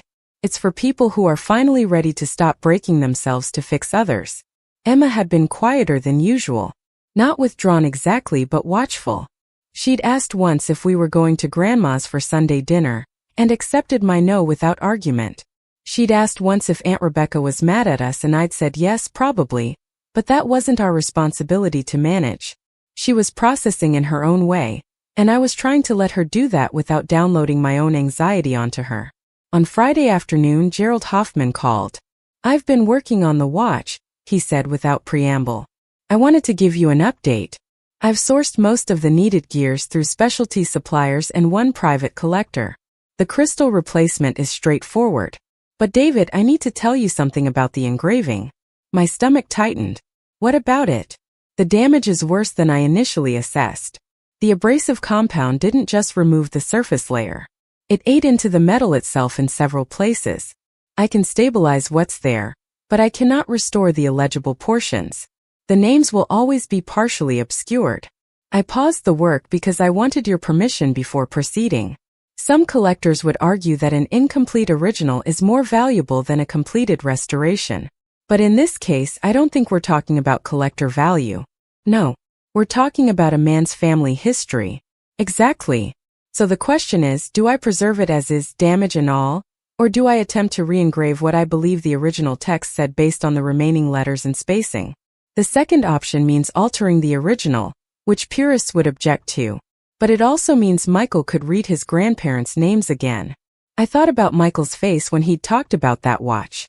About the way he'd traced the engraving with his finger when showing it to Emma. About the fact that this wasn't about preservation for a museum. It was about memory for a living person who'd lost too much already. Re-engrave it, I said. As faithfully as you can. Talk to Michael first. Get the correct spelling and details directly from him. But give him back their names if you can. I'll reach out to him today. Gerald was quiet for a moment. You're a good man, David. This situation, what your family did, it's not your fault. But the way you're handling it says everything about who you are. I'm just trying not to make it worse. You're doing more than that. You're trying to make it right. That's rarer than you'd think. After we hung up, I sat at my desk staring at blueprints for a renovation project I was supposed to be excited about. A young family's first home. Adding a nursery and updating the kitchen. The kind of work I usually loved, helping people create space for the life they were building. But I couldn't focus. Couldn't stop thinking about the letter Mitchell was drafting, about the moment my family would receive it and realize I wasn't backing down. Sarah appeared in my doorway with 2 coffees. You're spiraling, she observed. I can see it from across the office. That obvious? To someone who knows you, yes. She handed me a coffee and sat in my client chair. Talk. I don't know if I'm doing the right thing. What if I'm overreacting? What if 10 years from now Emma resents me for cutting her off from her grandparents over something she barely remembers? First of all, she's not going to barely remember this. The watch breaking, your family's response, your choice to protect her. Those are formative memories. Second, you're not cutting her off from anyone. You're setting boundaries and giving them the choice of whether to respect those boundaries or exclude themselves. Third, and most importantly, you need to stop catastrophizing about hypothetical future regret and focus on actual present harm. Right now, today, your family is teaching Emma that her voice doesn't matter, and that people can damage what's important to others without consequence. That's the harm you're addressing. Deal with that first. When did you get so good at this? 2 years of therapy after my divorce, she said dryly. Turns out when your ex-husband gaslights you for a decade, you need professional help untangling reality from manipulation. I recognize the patterns in your family because I lived them in my marriage. And I'm telling you, David, every day you wait is another day Emma internalizes the wrong lessons. She was right. I knew she was right. But knowing didn't make it easier. The weekend passed in strange suspension.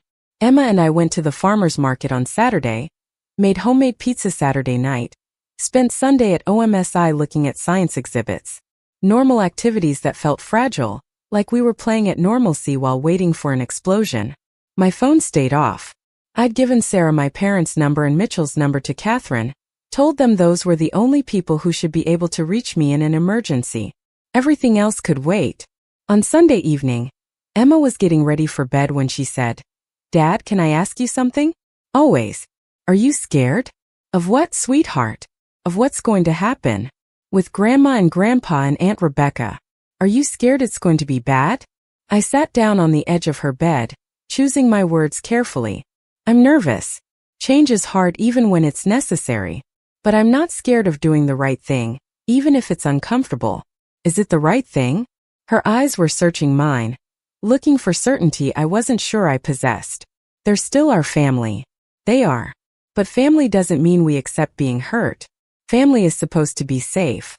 And when it's not, we're allowed to ask for it to be different or create distance until it is. She thought about that. Mom would want us to be safe. The mention of Sarah, unexpected and direct, hit me in the chest. Yeah, she would. Your mom was really good at boundaries. Better than me. I'm still learning. I think you're doing good, Emma said. It's scary, but you're doing it anyway. That's what brave means, right? Out of the mouths of children. I hugged her, this small person who'd lost her mother and was now watching her remaining family fracture, and yet somehow still had the emotional intelligence to name things clearly. You're pretty wise for 8 years old, you know that? I have a good teacher, she said, and my heart cracked open a little more. Monday morning arrived with the weight of inevitability. Mitchell's letter would be sent today. Certified mail requiring signature. 24 to 48 hours until it reached my parents. Maybe another day before Rebecca got hers in Seattle. Then the eruption. I turned my phone on for the first time in 5 days. 73 notifications. Text messages, voicemails, emails, social media messages from relatives I'd forgotten existed. I didn't open any of them. Just scrolled through, noting the volume, the escalation in tone based on preview text. Concern shifting to frustration, shifting to anger, shifting to guilt trips.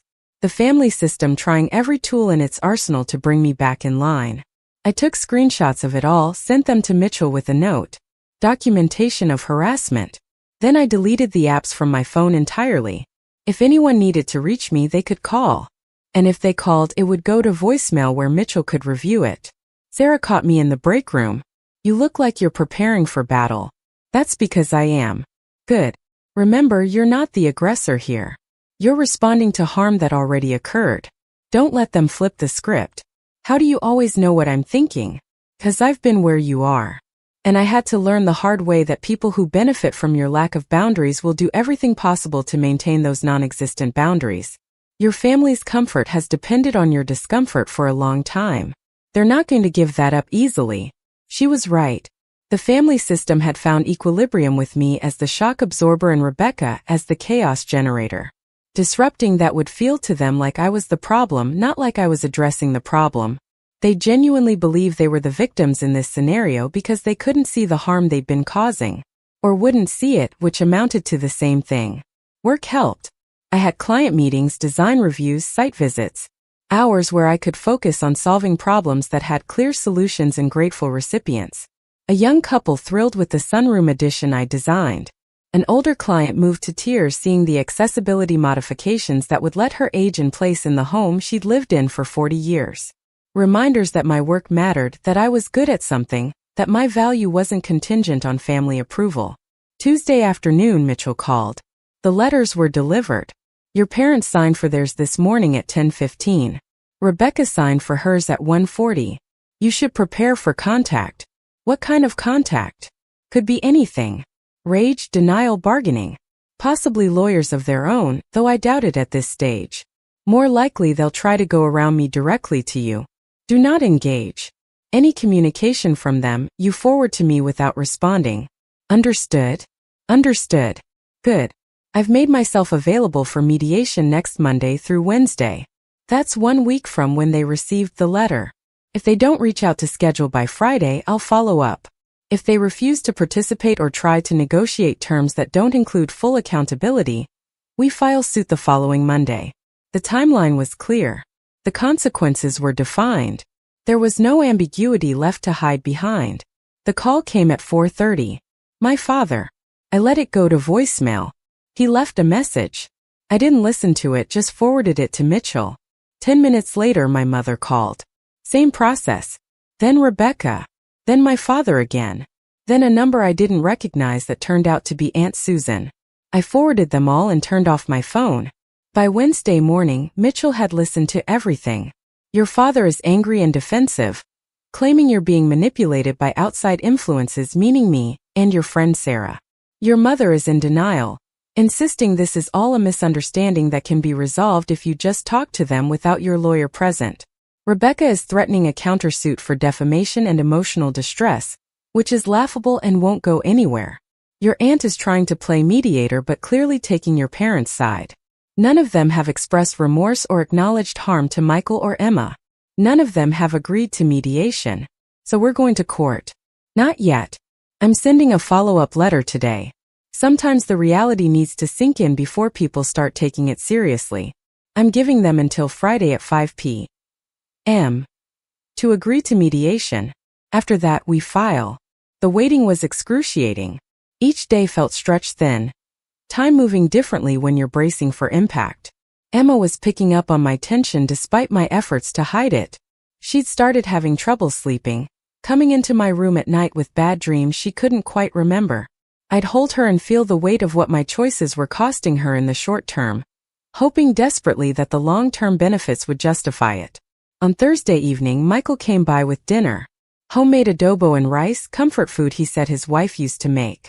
We ate together, the three of us, and he told Emma stories about learning piano as a child in Manila, about the teacher who'd been patient with him when he couldn't afford consistent lessons, about how music had saved him in ways he was still discovering. Emma listened with rapt attention, then said, "Mr. Torres, are you mad at my dad for what Aunt Rebecca did?" Michael looked at me, then back at her. "No, dear one. I'm heartbroken about my watch. But your father isn't the one who broke it. And he's doing everything he can to help fix it. Sometimes the people we love make mistakes. What matters is how we respond to those mistakes. Your father is responding with integrity. That makes me respect him more, not less. But his family is mad at him. Sometimes doing the right thing makes people angry, especially if they wanted you to do the easy thing instead. That doesn't mean the right thing stops being right." She absorbed that with a solemnity beyond her years. "I think my dad is brave." "I think you're both brave," Michael said. "It takes courage to try to protect something that matters. You showed that courage in my kitchen when you asked them to stop. Your father is showing it now by insisting they acknowledge what they did. Courage runs in your family, just maybe not in all branches of the tree." After Michael left, Emma helped me clean up. She was quiet, processing, then said, "I'm glad Mr. Torres isn't mad at you. I was worried." "Me too, sweetheart." "Dad, when this is all over, will things go back to normal?" "I don't think things will go back to how they were. But maybe we'll find a new normal that's better. One where people treat each other with respect and listen when someone asks them to stop." "I hope so." She paused, then added, "I think Mom would be proud of you." The lump in my throat made it hard to answer. "I hope so too." Friday arrived with crushing finality. 5 p.m. deadline. Mitchell had texted me at noon. "Still no response from your family regarding mediation. Preparing to file first thing Monday morning. Are you still committed to this course of action?" I'd responded immediately. "Yes. Proceed." At 4:30 my phone rang. "Mitchell." They called. "Your mother. She's agreed to mediation on behalf of herself and your father. She's asking if Rebecca will be required to attend." "What did you tell her?" "That Rebecca's attendance is non-negotiable, since she's the primary party responsible for the damages. Your mother said she'd talk to her. I gave them until Monday morning to confirm all parties will participate. If Rebecca refuses, we file against her individually and proceed with your parents separately if they want to settle. So we wait more. Just through the weekend." "David, I think they're starting to take this seriously." Your mother sounded shaken. "That's progress." "Progress toward what though? Toward actual accountability or toward finding a new way to manipulate me into backing down?" I didn't know and couldn't predict. All I could do was stay the course and trust that forcing the confrontation was better than avoiding it. The weekend was another exercise in suspended animation. Emma and I went to the zoo, watched movies, made cookies. I was hyper-focused on her, trying to give her pockets of normalcy and joy amid the chaos. She seemed lighter than she had in days, like my commitment to seeing this through had released some tension she'd been carrying. On Sunday night, as I was putting her to bed, she said, "Dad, whatever happens this week, I want you to know I'm proud of you. Even if it's hard. Even if they don't say sorry. You tried to make it right. That matters." I held her hand in the dark. "Thank you, sweetheart. That means everything." Monday morning, Mitchell called at 8 a.m. "Rebecca has agreed to attend mediation. We're scheduled for Wednesday at 2 p.m. at my office. Your parents will be there, Rebecca will be there, and I'll be there as the mediator. You'll be there as the affected party advocating for Michael Torres and Emma. Michael can attend if he wants, but given what he told you, I'm assuming he'll decline." "He will. He doesn't want to face them." Understandable. I need you to prepare something before Wednesday. A statement detailing the impact this incident has had on you and Emma, and the specific remedies you're seeking. Facts, not emotions, though you can certainly describe emotional impact. Think of it as your opening argument. Can you have that to me by tomorrow? I'll have it tonight.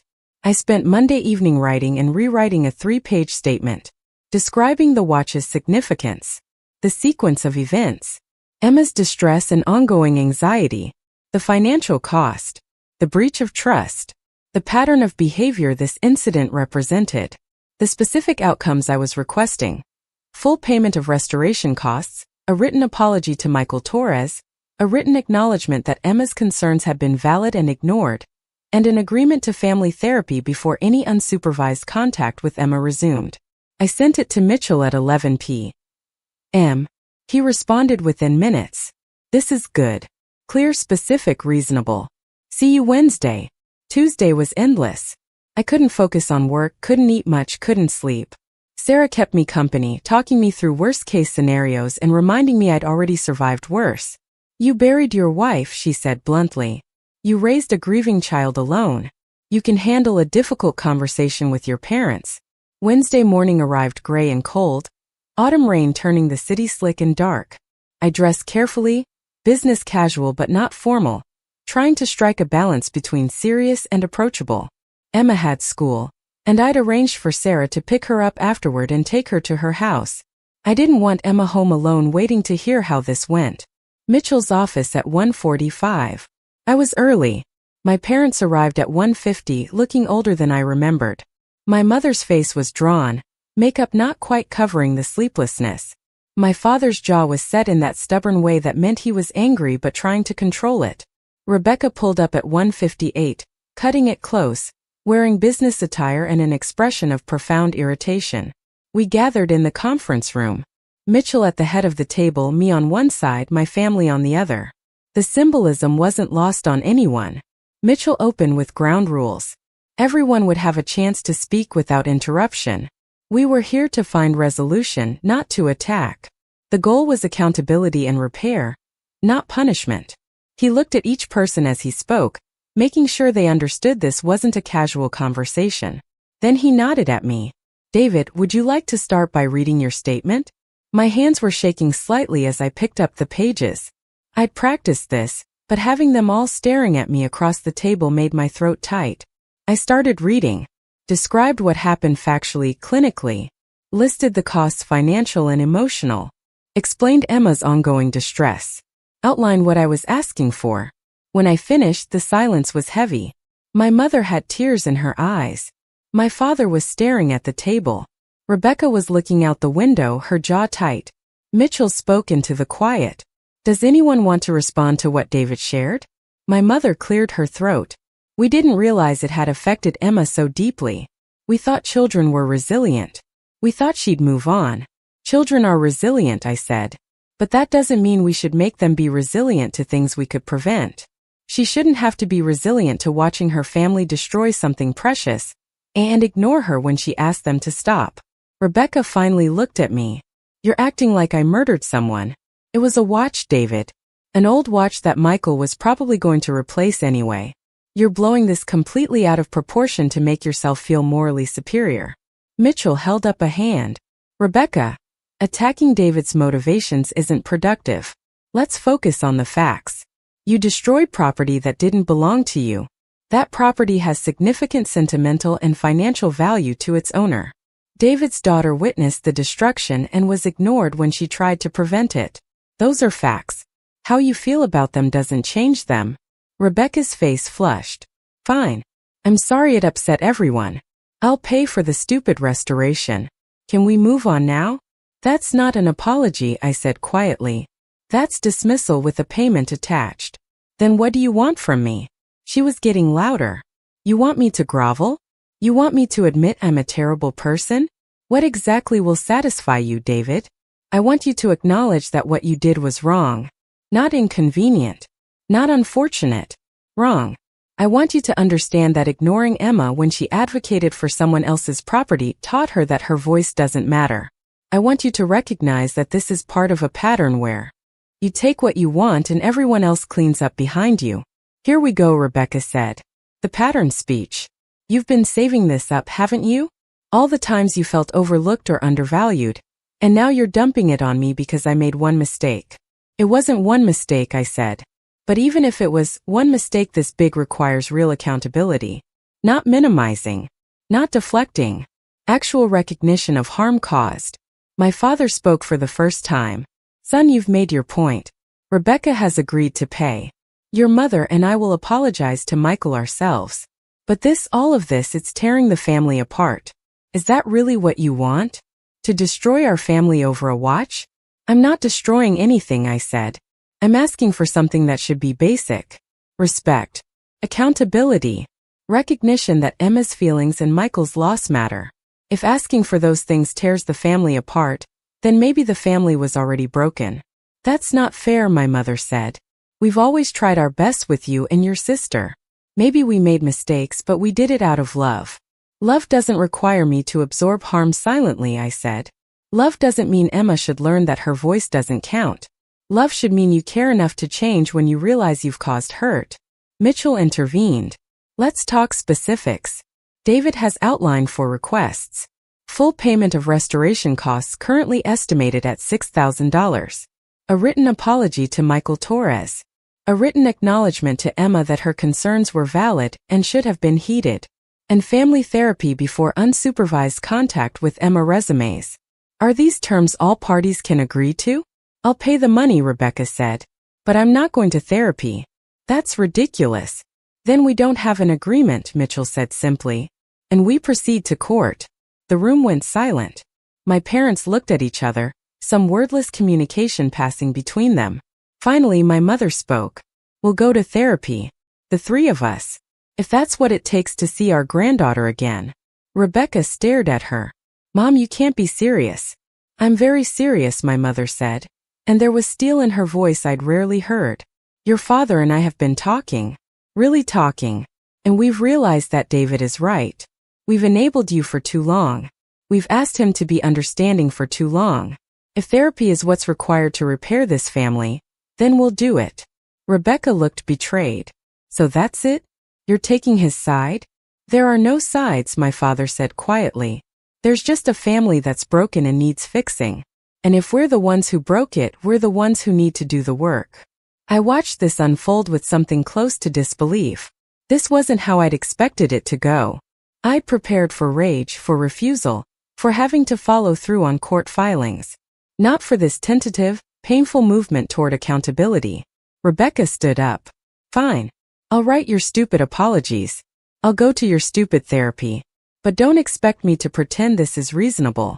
You're all acting like I'm the villain here when I'm just the only one honest enough to say that life is complicated and mistakes happen.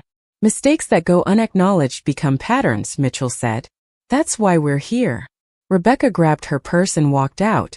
The door closed behind her with controlled force, not quite a slam but close. My mother wiped at her eyes. I'm sorry, David. For all of it. For not listening to Emma. For not seeing how much we'd asked you to carry.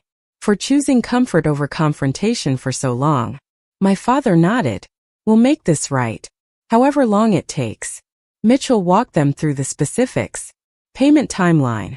The therapy requirement, at least 6 sessions before revisiting contact arrangements. The written apologies to be reviewed by me before being sent to Michael and Emma. They agreed to everything. Signed paperwork making it binding. And then they left looking smaller somehow. Diminished by the weight of what they'd had to acknowledge. I sat alone in the conference room with Mitchell after they'd gone. That was not what I expected, I said. It rarely goes this smoothly. You got lucky. Your parents genuinely care about maintaining a relationship with you and Emma. That gave you leverage. And your sister, for all her bluster, wasn't willing to lose her parents' support over this. What happens now? Now they do the work. Or they don't. And you enforce the boundaries you've established. But David, you need to understand something. This isn't over. This is just the beginning of a very long process of rebuilding trust, if trust can be rebuilt. Some of them will backslide. Some will resent you. You're going to have to hold these boundaries consistently, even when it's hard. I know. But at least now the boundaries exist. I drove home in the rain, emotionally exhausted but strangely lighter. I'd expected combat and gotten capitulation. Expected denial and gotten acknowledgement, however grudging. It wasn't everything I'd hoped for. Rebecca's apology would be perfunctory at best. My parents' understanding was still shallow, not yet internalized. But it was something. It was movement. Emma was waiting at Sarah's house. I picked her up and told her the basics. That everyone had agreed to make things right. That Aunt Rebecca would pay for Mr. Torres's watch. That Grandma and Grandpa had apologized and would be going to therapy. That we wouldn't see them for a while, but maybe eventually things could be different. She listened carefully, then asked, "Did Aunt Rebecca say sorry for not listening to me?" "She will. In writing. And it has to be a real apology, not a fake one, or she has to try again." "Good," Emma said. "Then I'm glad you made them listen, Dad. Even though it was hard." "Me too, sweetheart." That evening I called Michael and told him everything. He was quiet for a long time after I finished. "Thank you," he said finally. "For fighting for something I couldn't fight for myself. For making them see that what they destroyed mattered. For teaching Emma that justice is possible even when it's difficult. I wish I could give you back what was actually lost. You can't. No one can. But you've given me something almost as valuable. The knowledge that people still care about doing the right thing. That's been in short supply in my life lately." We talked for another hour. He told me Gerald had called him, had worked with him to recreate the engraving. That seeing his grandparents' names emerging again under Gerald's careful hands had made him weep. That the watch would never be what it was, but it would be something new. Something that bore the scars of what had happened but existed nonetheless. Like all of us, really. Scarred but existing. Damaged but not destroyed. 6 months later, on a cool spring evening, Gerald Hoffman called to say the watch was ready. I picked it up on my lunch break, carrying it home in its small velvet box like I was transporting something sacred. As I was. Michael came over that night. Emma answered the door and hugged him hard before leading him to the living room where I'd set the box on the coffee table. He opened it slowly. The watch gleamed under the lamplight, the brass polished but showing its age, the crystal clear but the face beneath marked by time. He turned it over and read the engraving, tears sliding down his weathered cheeks. My grandparents' names. My wife's name. All there again, visible and permanent. "It's not the same," he said softly. "But it's beautiful." Emma sat next to him and took his hand. "Mr. Torres, my dad and Mr. Hoffman worked really hard to fix it. I hope it makes you happy again." "It does, dear one. Not because it's fixed, but because it exists at all. Because people cared enough to try. That's what makes something precious. Not that it's perfect, but that it's loved." He stayed for dinner. We ate together, the three of us, and he told stories about his grandfather and his wife and all the history the watch carried. Emma listened with rapt attention, understanding in a way most adults never did that what mattered wasn't the object but what it represented. Connection. Memory. The proof that we'd existed and been loved.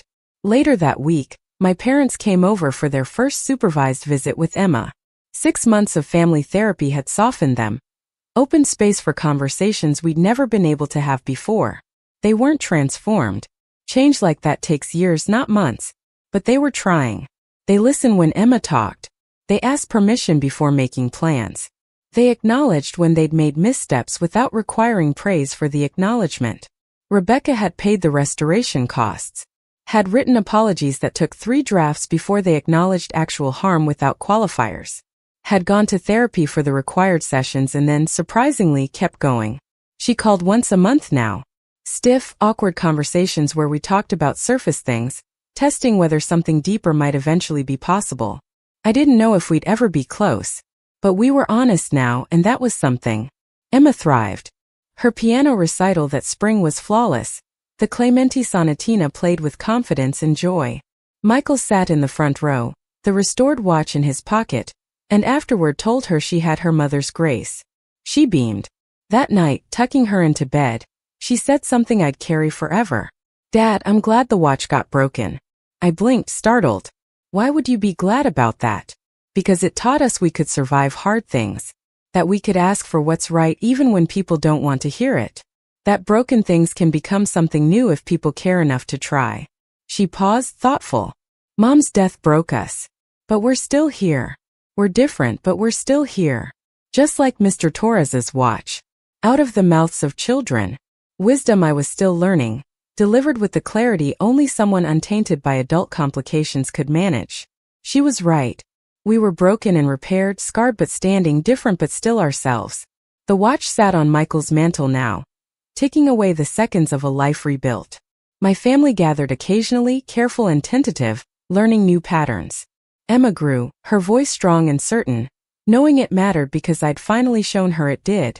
Some things can't be unbroken, but they can be honored. They can be grieved. They can be transformed into something that acknowledges both the damage and the healing. That's what we'd become. Not a perfect family. Not an undamaged one. But one that finally told the truth about what had broken and did the work to build something new from the pieces.